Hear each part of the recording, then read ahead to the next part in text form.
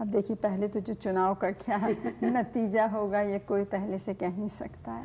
मान लीजिए आप आ और जाती हैं दूसरी बात यह है कि हमारी एक बहुत स्पष्ट और साफ नीति है, और वो नीति है कि अपने देश को हम मजबूत बनाएं। इसलिए नहीं कि किसी और को धमकी दें या किसी पर हम हावी होना चाहते हैं, दबाव डालना चाहते हैं, लेकिन इसलिए कि यहाँ की इतनी बड़ी समस्याएं हैं कि उनका समाधान करने के लिए हमें अपनी ताकत ही चाहिए। ये बहुत बड़ा देश है और इतने बड़ी जनसंख्या को कोई बाहर का मदद नहीं कर सकता।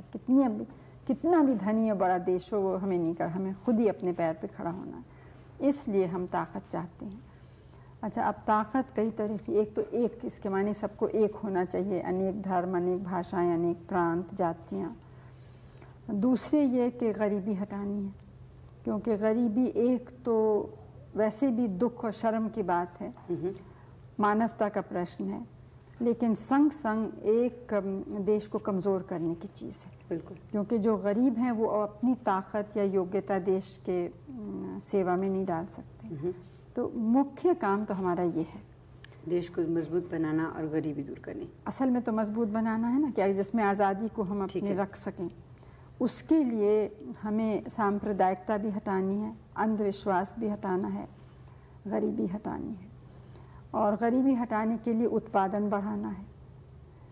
तो और हमारे जो लोग रहते हैं उनको देखना है कि उनकी जो आवश्यक वस्तुएं हैं, चाहे खाना, कपड़ा, घर, शिक्षा, स्वास्थ्य का प्रबंध, ये सब चीज़ें मिलें। तो इस नीति के बाहर तो जा ही नहीं सकते हैं। बिल्कुल, इसी को हमें करना है। तो साथ साथ क्योंकि हम मानते हैं कि अगर दुनिया में कुछ गड़बड़ हो, यानी विश्व युद्ध हो, तो उसका भारी प्रभाव हम पर पड़ेगा।